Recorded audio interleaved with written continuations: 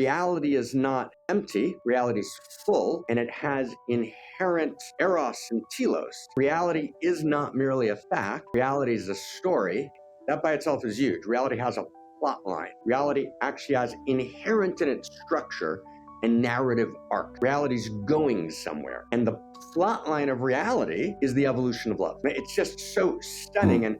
And we don't mean this in any kind of retro fundamentalist way, nor in a kind of tinsel, superficial, kind of new age way, but as the deepest structure of the interior and exterior sciences. Reality is not merely a fact, reality is a story. Reality is not an ordinary story. Reality is a love story. Reality is not an ordinary love story. Reality is an evolutionary love story, an outrageous love story. And then finally, and this is where it begins to become literally the single most real thing a human being that I could hear, which is that my story, my personal story has a plot line. And my personal story is also a love story. And that love story is not separate from the universal love story. It's not separate from the cosmic love story. My personal love story is a chapter and a verse in the universal love story. Once I get that, I understand that those are not words. All of this is just words until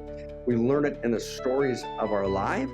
When I actually begin to understand that's not just words, that's actually the ontological, the true, the real. It's more real than real. And this is so deep because what we're doing is we're creating the ground of a world religion, the ground of a new way of being in the world, the ground of what we might call the move from Homo sapien to Homo Amor, right? The new human and the new humanity, which each of us listening in our own lives actually can participate in that, which actually makes life alive and wild and beautiful.